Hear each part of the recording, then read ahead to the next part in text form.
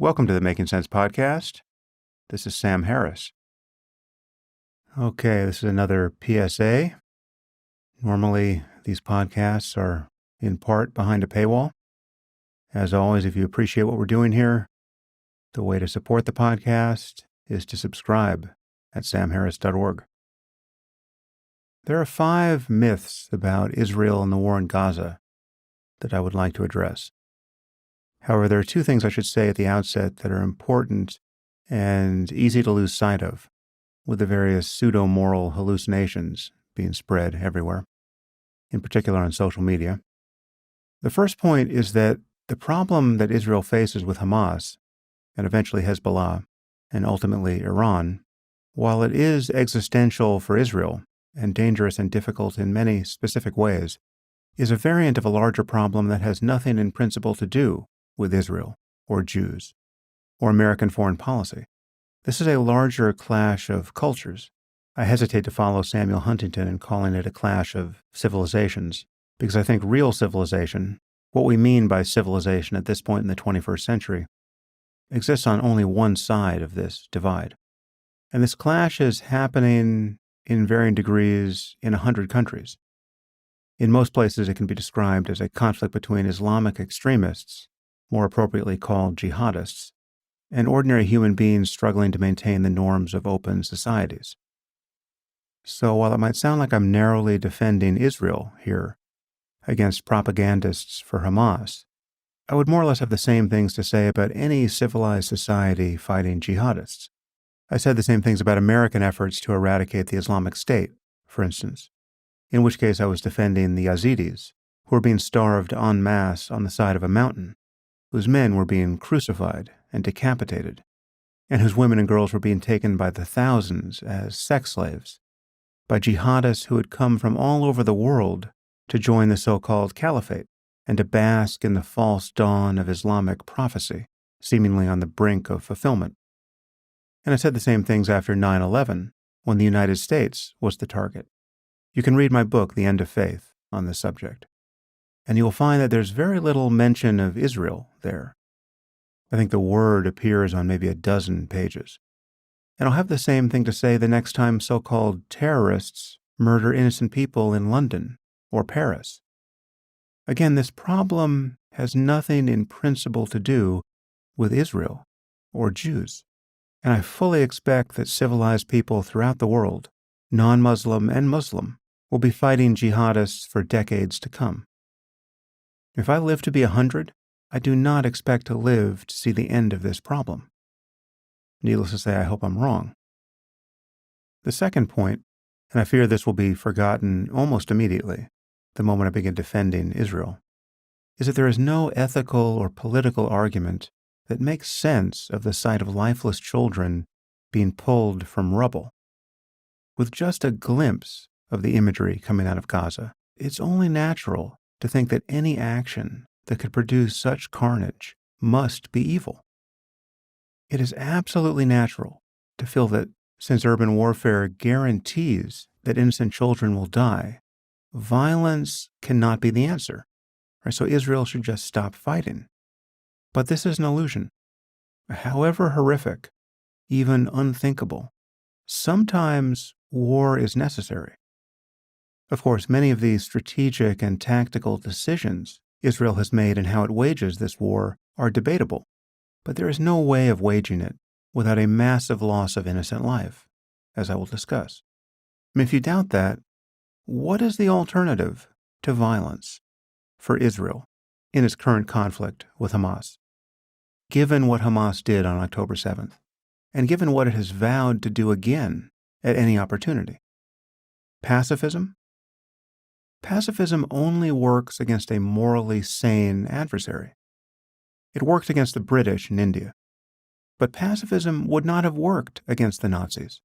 Had the Allies decided that war is just too awful and they just couldn't stomach killing any more German children, we would all be living in the 1,000-year Reich.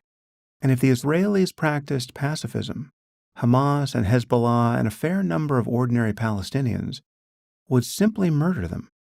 This is not an opinion. This is what these groups have claimed openly for decades. And if there were any doubt, and there never was any doubt, October 7th has made it obscene to doubt this now. What more do you need? Hamas has said that it will repeat the atrocities of October 7th again and again. And recent polls indicate that 80% of Palestinians approve of what they did. You might worry that Palestinians can't afford to answer such polls honestly, for fear of Hamas. But support for Hamas is around 40% in recent polls. Support for what Hamas did on October 7th is double that. So many of those who had the courage to say they don't support Hamas still approve of what Hamas did on October 7th. The problem for Israel and for the whole world is that jihadism is more dangerous than Nazism. Jihadists are like Nazis who are certain of paradise. They are Nazis who are eager to die and have their children die because they actually believe in martyrdom. They don't just sort of believe in it. They don't merely hope that it's true. They absolutely believe that dying while attempting to kill infidels or apostates or Jews leads directly to paradise. I understand that this sounds like dehumanizing wartime propaganda, but it isn't. This is fundamentalist religion in its worst form. We are dealing with religious fanatics who have had most rational human goals and considerations scraped from their minds by a lunatic ideology. And while there are differences among jihadist groups, and they can sometimes be found murdering one another, they are all part of the same death cult. Of course, I'm not saying that ordinary nationalism and tribalism aren't also part of the problem. They are. There are many contributors to every conflict. I'm talking about what makes these particular conflicts worse than those born of ordinary nationalism, or tribalism, or competition for resources, or any other earthly motive. The aims of jihadists really are antithetical to everything that civilized people value and are right to value in the 21st century. And the fact that we have on our own side rich, educated people who are concerned about gay rights and trans rights and women's rights, who want to fight climate change and save the whales, taking the side of Hamas in the aftermath of the atrocities they committed on October 7th, just reveals how confused and decadent and morally vulnerable our civilization has become. We have to confront the facts that are staring us in the face. And most importantly, the majority of Muslims everywhere need to face these facts and be honest about what jihadism actually is and where a sincere belief in martyrdom actually leads. And there are some hopeful signs that this is happening, at least among the rulers of the Gulf states. But a disavowal of jihadism needs to become the majority opinion among 2 billion Muslims worldwide. Until this happens, there will be no exit from these sorts of conflicts. Myth number 1. Israel is guilty of genocide in Gaza. Well, the term genocide has a clear meaning. It's the destruction or attempted destruction of a whole people. According to the 1948 International Genocide Convention, genocide constitutes acts committed with the intent to destroy, in whole or in part, a national, ethnic, racial, or religious group. To claim that Israel has perpetrated a genocide in Gaza, or that it has attempted genocide anywhere, is patently false. There were around 250,000 people in Gaza in 1948. There are now more than 2 million. This rate of growth is triple the world average. So if Israel has perpetrated a genocide in Gaza, it is the most inept genocide in history. And yet this false charge has been made against Israel for years. It's telling that the most recent allegations of genocide could be heard before Israel had dropped a single bomb in response to October 7th. Really, people were shrieking genocide on October 8th. What does that tell you? This is just a new blood libel. Of course, it's true that the Israeli Defense Forces have killed a lot of innocent people in Gaza. However, it's also true that if the IDF wanted to kill every person in Gaza next week, that is, actually commit genocide, it could. But of course it doesn't want to do that, and has never wanted to do that. In fact, the Israeli army routinely drops leaflets and broadcasts on the radio and calls cell phones to alert Palestinian civilians when specific areas will be bombed. They did this for weeks in advance of their most recent invasion of Gaza. Conversely, Hamas is using its own population as human shields. It built its headquarters under a hospital and built hundreds of miles of tunnels under civilian apartments and schools and mosques, and it fires its rockets from populated areas and often prevents people from evacuating, all in a conscious attempt to maximize the loss of innocent life.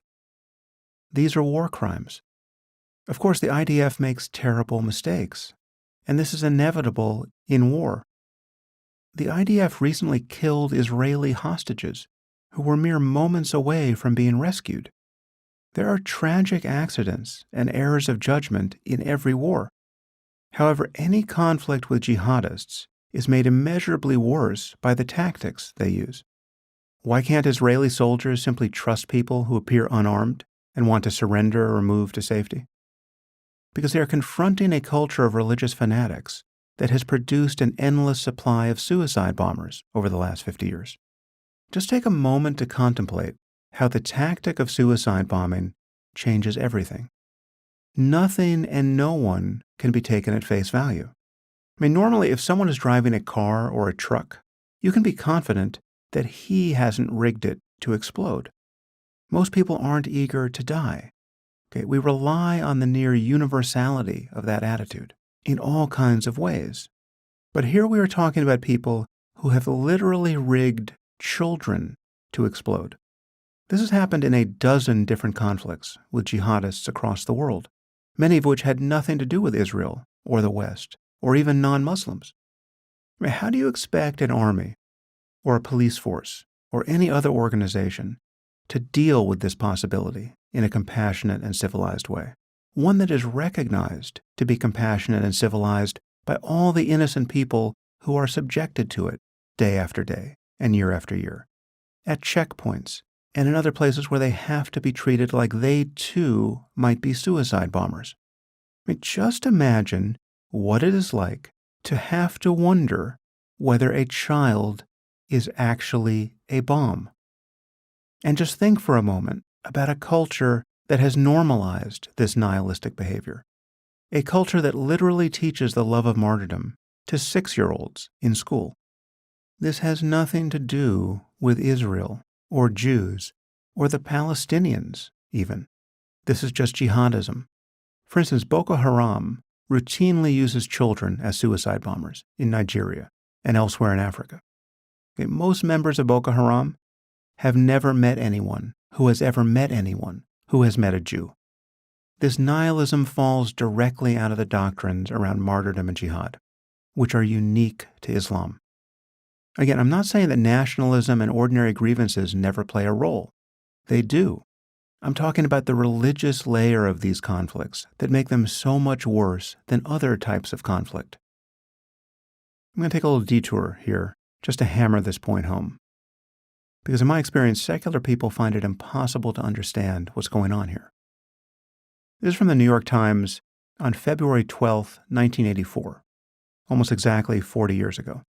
It's reported by Terrence Smith, who was at the time a former foreign correspondent and the chief White House correspondent for the New York Times.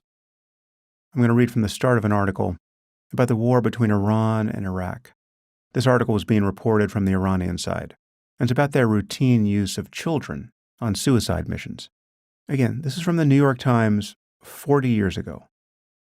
Their ticket to paradise is the blood-red headband and the small metal key that they wear into battle. Sar Allah, warriors of God, some of the headbands read in Farsi script, identifying the wearers as divinely designated martyrs who will use their keys to go directly to heaven if killed in the holy war against Iraq, declared by their leader, the Ayatollah Ruhollah Khomeini. The headbands and the keys are worn by young boys, aged 12 to 17. I should note that younger ages have been reported elsewhere. I've read about children as young as 9 used this way. The headbands and the keys are worn by young boys who are recruited by local clergy or simply rounded up in the villages of Iran, given an intensive indoctrination into the Shiite tradition of martyrdom, and then sent weaponless into battle against Iraqi armor. often bound together in groups of 20 by ropes to prevent the faint-hearted from deserting. They hurl themselves on barbed wire or march into Iraqi minefields in the face of withering machine gun fire to clear the way for Iranian tanks. Again, another interjection from me here. Just picture this from the Iraqi side. You're an Iraqi tank commander, and you see groups of children coming at you across a minefield, tied together with rope, clearing the mines and barbed wire with their lives. Back to the text. Across the back of their khaki-colored shirts is stenciled the slogan, "I have the special permission of the Imam," that's the maniac Khomeini, "to enter heaven." In dozens of interviews conducted by this reporter in recent weeks with Iranian exiles, academics, and government and intelligence officials in the United States and Europe, the blind faith of these teenage martyrs was frequently cited as symbolic of the fanaticism that is part of life today in the Islamic Republic of Iran. An East European journalist who witnessed one of these human wave assaults, in which tens of thousands of young Iranians have gone willingly to their deaths, could hardly believe what he was seeing, as first one boy and then another detonated a mine and was hurled into the air by the explosion. "We have so few tanks," an Iranian officer explained to the journalist, without apology. Okay, well, a few things should be clear. Again, this madness has nothing to do with Israel. Here we're talking about the war between Iran and Iraq 40 years ago. These were Muslims fighting other Muslims, and it was a zombie movie. This belief in martyrdom is cancer for the mind. Until the Muslim world outgrows it, anathematizes it, vomits over it, can't believe it ever indulged it, the potential for the most insane violence will never go away. And this is why nuclear weapons in the hands of jihadists cannot be tolerated. I mean, as bad as nuclear proliferation is in every other context, I mean, just think how bonkers things are with North Korea. North Korea has nuclear weapons, and they've also built ICBMs, though their accuracy is still debatable. And they have threatened to bomb the United States. As bad as that is, one thing makes it tolerable. We don't believe that Kim Jong-un is eager to die. The guy loves basketball. He has 100 cars, and a harem, and a private island. If a fanatical belief in martyrdom were endemic to North Korea and obvious among its leaders, that would make the situation incalculably worse. The entire world, and the Muslim world in particular, needs to recognize that jihadism is the one ism that can no longer be tolerated. As for genocide, the intentions of Hamas, as declared in their founding charter, and as they have reiterated numerous times since October 7th, are explicit. They aspire to commit an actual genocide. This is something they proudly claim to want to do. And the worst part is that they don't ultimately care about their own survival. Again, a belief in martyrdom changes everything. Members of Hamas, like jihadists everywhere, routinely chant, "We love death more than the Jews or the infidels or the Americans love life." And while this might sound like posturing, and it may be posturing for any specific person who lacks real faith, in general, it is an honest expression of their religious worldview. They are a death cult, and Hamas is a death cult that happens to be very popular among Palestinians, even though Hamas has engineered a situation in which to fight them effectively requires that Palestinian civilians also die. Again, they are consciously using their own population as human shields. They have built hundreds of miles of tunnels under Gaza, more extensive than the London Underground, with thousands of entrances that use hospitals and mosques and schools and apartment buildings and other civilian infrastructure as cover.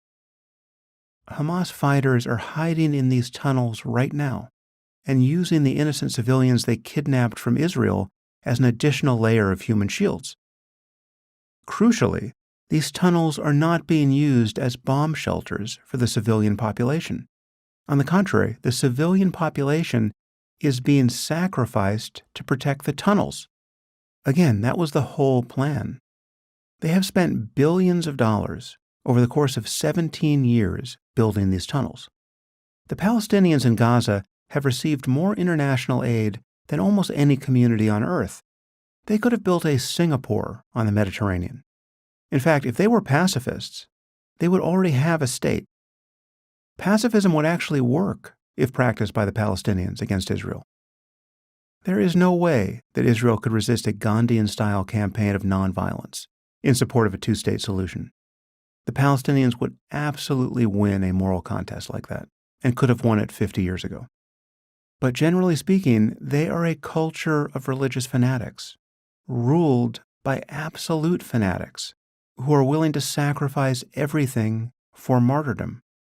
As a top Hamas official said in response to all the destruction in Gaza, "We are called a nation of martyrs, and we are proud to sacrifice martyrs." That is the problem that Israel is dealing with. What Hamas is doing is not in any sense normal human behavior in a time of war, but it is normal for jihadists. What Israel is doing, in a desperate attempt to eradicate Hamas while minimizing civilian death, is not in any sense an act of genocide. But again, nothing that I just said, even while true, makes sense when you see the bodies of dead children being pulled out of rubble.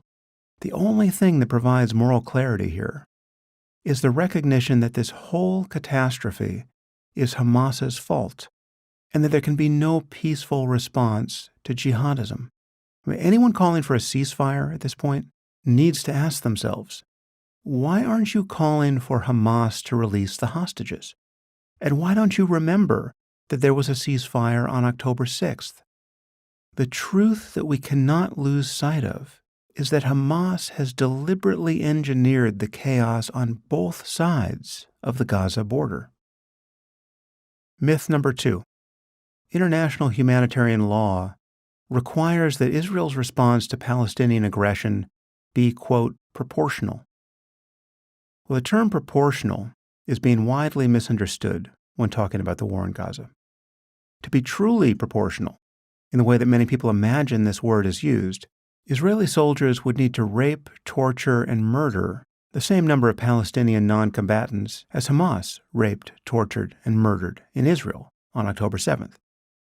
But of course, no one believes that such reciprocal savagery would constitute a sane or ethical response to Hamas's violence. In fact, the concept of proportionality doesn't refer to the numbers of casualties on either side of a conflict, much less insist that they be equal. It simply asks that we weigh the military importance of an action against the resulting destruction of civilian life and property.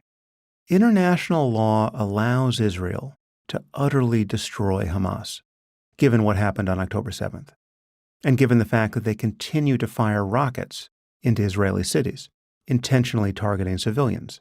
As I've said, there is no way for Israel to fight Hamas without a massive loss of innocent life. Because again, Hamas has embedded itself in the civilian population on purpose to cause as much civilian death as possible. Jihadism aside, in this age of social media, it seems that many people are discovering for the first time what modern warfare is actually like. Quite independent of the rightness or the wrongness of any cause, enormous numbers of innocent people die. The Allies killed hundreds of thousands of German civilians in World War II, and hundreds of thousands of Japanese civilians along with them. How would that have looked on TikTok? And more recent wars are no exception. Around 2,300 U.S. soldiers died in the war in Afghanistan, and yet we killed over 50,000 members of the Taliban and other opposing forces. And around 50,000 Afghan civilians died too. So there was around a 40-to-1 disparity in the number of deaths between the two sides. In the war in Iraq, we suffered twice the fatalities, around 4,600, and we caused something like 40,000 military deaths, so a 9-to-1 ratio. But there were somewhere around 200,000 civilians killed in that war. Of course, many of those deaths were due to the sectarian conflict between the Sunni and Shia in Iraq, for which we also get blamed. Accepting that blame yields a fatality ratio once again of over 40-to-1. My point isn't to defend any of our tactics in past wars, or the wars themselves. My point isn't even to defend specific choices that Israel has made in waging this war. Frankly, I don't consider myself informed enough to know what they should be doing. My point is that Israel is being held to a level of scrutiny in how it conducts this war that has never been applied to the United States or the UK or France or any other country in a time of conflict. And unlike our wars in Afghanistan and Iraq, Israel's war against Hamas is genuinely existential. And again, they are fighting jihadists who have built hundreds of miles of tunnels under a civilian population for the purpose of maximizing the loss of innocent life. It's an impossible situation. Of course, the loss of civilian life in Gaza is absolutely tragic, and nothing I'm saying here is meant to minimize the horror of it. I'm repeating myself on this point for a reason, because it's very difficult to maintain moral clarity in the presence of dead and injured children. Okay, our hearts tell us to rescue children by whatever means possible, and it's a good thing that we have that response. But we can't lose sight of the fact that all this tragedy and horror has been consciously engineered by Hamas for reasons that make perfect sense to jihadists, but which no normal army has ever contemplated or would ever contemplate. Yes, this conflict has many of the features of ordinary guerrilla warfare, but guerrilla warfare plus certainty of paradise is much worse. There is simply no good way to fight an enemy of this kind. When you are fighting jihadists, your own scruples, the shame and horror you feel at killing non-combatants, become another weapon in their hands. Jihadists are very clever. They know that by our own moral code, the images of innocent civilians being killed in Gaza are totally unacceptable. They know that we can only tolerate so much of that, lest we become unrecognizable to ourselves, lest we become monsters. But these people are already monsters. Hamas simply doesn't care about Palestinian children, and they are committed to murdering Israeli children whenever they can. That is why they have to be destroyed. There are only terrible and more terrible options here. And again, the problem is deeper than Israel and the Palestinians. Eventually, Muslim societies need to understand that their religious beliefs, specifically the doctrines about jihad and martyrdom, make any conflict of this kind far more pointlessly horrible than it needs to be. That is their fault, and it will remain their fault no matter how many children die in Gaza. Again, modern, democratic, largely secular societies must wake up to the reality of the situation. We have a sadistically insane terrorist organization raping, torturing, and murdering non-combatants and taking hostages, including children, and then using their own children as human shields so that they cannot be effectively fought by civilized people. They know that eventually civilized people become a little less civilized in situations like this and can care only so much about collateral damage. So Israel can be expected to slip off the moral high ground by killing enormous numbers of non-combatants and even commit its own war crimes eventually. And civilized people the world over who imagine themselves unimplicated in this conflict will become hysterical and put pressure on Israel to stop fighting, as they did even before Israel started fighting. The crucial distinction, which almost no one can keep in view, is that there are now two types of people in this world: those who intentionally torture and kill children and other non-combatants to maximize horror, and those who seek to avoid doing so, however imperfectly, while defending themselves against the first sort of people.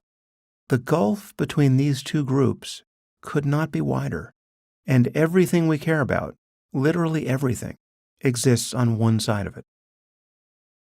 Myth number 3. The Jews are colonizers, and the Palestinians are indigenous people.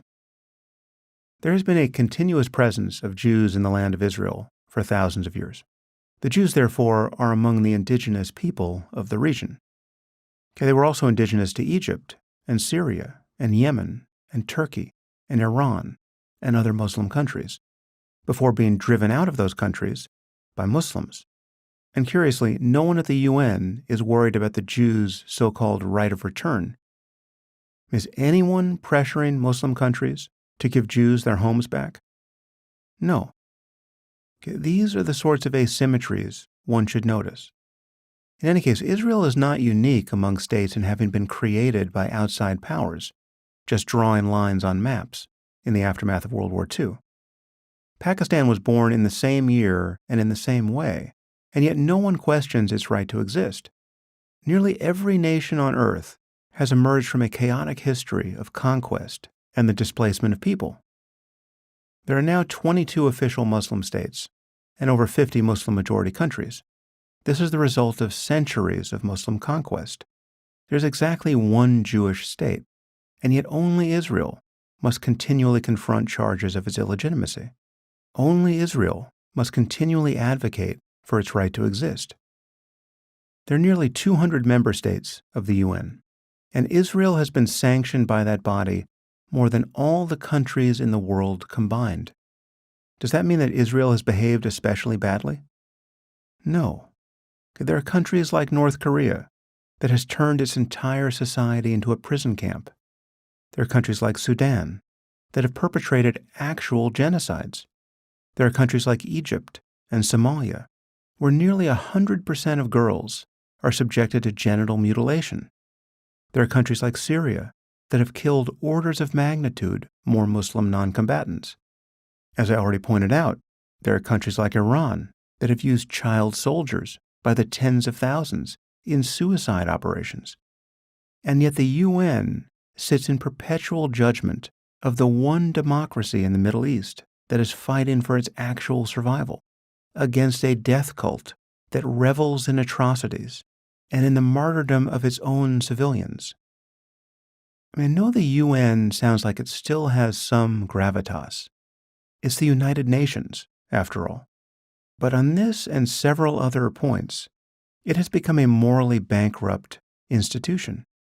There are even reports that employees of UNRWA, the United Nations Relief and Works Agency for Palestinian Refugees, took part in the massacre of October 7th, as insane as that sounds. And the United States has actually paused funding to this organization because of this. The U.S. alone gives UNRWA around $300 million a year, and has been widely reported UN-funded schools teach Palestinian kids to hate Jews and aspire to martyrdom. The word corruption doesn't quite encompass the problems here. Myth number 4. The atrocities committed by Hamas, along with over 1,000 Palestinian civilians, on October 7th, were a legitimate response to oppression. Well, Israel left Gaza in 2005, forcibly removing thousands of its own citizens, and billions of dollars in international aid have since been spent there. So the, quote, oppression of the Palestinians in Gaza by Israel is at least debatable. While Israel has sought to maintain a secure border with Gaza all those years, so has Egypt, and yet no one blames Egypt for making Gaza a, quote, open-air prison. However, even if we accept the charge of oppression, it must be said that not all oppressed people respond by raping and torturing and murdering non-combatants. The Tibetans have been truly oppressed by the Chinese for many decades, and yet they have never committed atrocities against Chinese civilians. When the Jews of Germany were herded into ghettos by the Nazis, those who escaped didn't rape and mutilate German teenagers or burn German babies alive in reprisal. There are countless historical examples of real oppression, and yet very few cultures have produced a bottomless supply of suicidal terrorists. Of course, there may be many societal factors that explain these differences, but one is surely the Islamic doctrines around martyrdom and jihad. People's religious beliefs really are motivating. We can see this with fundamentalist Christianity in the West. The fundamentals of religion matter when you're a fundamentalist, and it matters that the fundamentals of our various religions are different.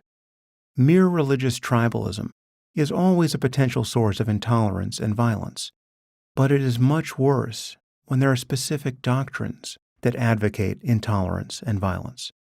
Again, we need the world's 2 billion Muslims to honestly acknowledge this problem and find some way of moderating their faith, specifically around the doctrines of martyrdom and jihad and apostasy and blasphemy, which put their faith in perpetual conflict with the modern world.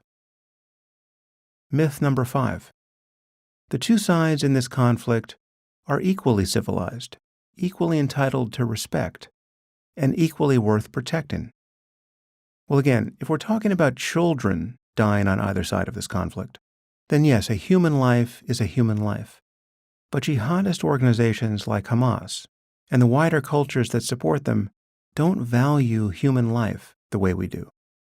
Again, while this might sound like wartime propaganda, it's a simple statement of fact about how religious beliefs motivate people and constrain their thinking. There is a difference between religious fanatics who punish women with beatings or worse for showing their hair in public, or who commit honor killings against them for the crime of getting raped, or who throw acid in their faces for a perceived slight, or even in a place like Afghanistan for the crime of going to school. There is a difference between this vicious lunacy and a modern society that treats women as equals to men.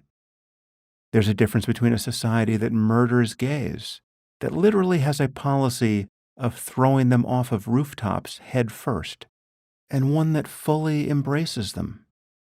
There is a difference between religious fanatics who care only about paradise and most other people who take their religious beliefs much less seriously, or who have different beliefs that allow them to appropriately value life in this world. Have you seen the crowds in Gaza that cheered the capture of Israeli hostages and the mutilation of Jewish dead? Have you watched those videos? Did these people look like they have the slightest interest in avoiding war crimes? These are the types of behaviors we see all around the world in an Islamic context, even when the fighting has nothing to do with Jews or the U.S. Is it only Islamic? No. But Islam has more than its fair share of this kind of barbarity. We have to be honest about that. To be clear, I'm not advocating collective punishment against the Palestinians for being backward. I'm not saying that Palestinian civilians who support Hamas deserve to die. I am saying, however, that we shouldn't lie to ourselves about the state of public opinion throughout the Muslim world. We should understand what people believe and how these beliefs affect behavior. And we have to figure out how to get 2 billion Muslims to truly moderate the religious extremism and tribalism we see throughout the Muslim world. It's an enormous problem. Recent polling among Palestinians, this was done by the Palestinian Center for Policy, Survey, and Research, shows widespread support for Hamas and more support for the attacks of October 7th. As I said, many of those who don't like Hamas, for one reason or another, still like what Hamas did on October 7th. This recent poll shows that while only 40% of Palestinians support Hamas, double that support the atrocities of October 7th, the deliberate torture and murder of non-combatants, the taking of children and even infants as hostages. And the justification in their minds is explicitly religious. It was in defense of the Al-Aqsa Mosque in Jerusalem, which they imagine has been desecrated by the Netanyahu government. Of course, the Palestinian community and the Muslim world generally is so riddled with lies and conspiracy theories that we might reasonably wonder what percentage of ordinary Muslims even believe that any Jewish civilians were killed on October 7th. I mean, many believe the Holocaust never happened. After September 11th, we had the impossible spectacle of Muslims alleging that it was a Jewish plot because supposedly 4,000 Jews didn't show up to work on 9/11, while simultaneously celebrating it as a great jihadist victory by al-Qaeda. There is no reconciling these beliefs. Okay, in general, we are not talking about people who are part of the reality-based community. But if we're going to maintain basic moral sanity at this moment in history, we have to acknowledge that there is a difference between those who intentionally kill non-combatants, often in the most gruesome ways possible, and those who inadvertently kill them when dropping bombs, having taken considerable pains to avoid killing them. There is a difference between a society that parades tortured hostages before jeering crowds and one that gives even its most dangerous prisoners life-saving medical care. I mean, most people don't realize that the current head of Hamas, Sinwar, was cured of brain cancer while in an Israeli prison. The actual mastermind behind the October 7th attacks was someone whose life had been saved by a Jewish oncologist. It's pretty hard to overstate the disparity here. Do you understand how much this difference matters and how it touches everything? There simply is a difference between people who are attempting to spread a cult of death to the ends of the earth and those who are struggling to prevent this from happening, while also struggling to maintain the norms of an open society. And it is impossible to understand these differences if one merely counts the number of dead and wounded in this or any other conflict. And this is why intentions matter. Actions matter, of course, but the reasons behind the actions also matter. What sort of world are we trying to build? What would any given person or group do if they had the power to do it? There are vast differences in what various groups are aspiring to accomplish at this moment in history. And the future of civilization depends on our being able to minimize these differences, and where they remain significant, to minimize them further through diplomacy and economic incentives and other forms of pressure short of violence. But there are certain groups of people that have kicked themselves loose of the earth, and they cannot be reasoned with or incentivized. And this is where the use of force becomes necessary. Let's hope that becomes less and less true in the years to come.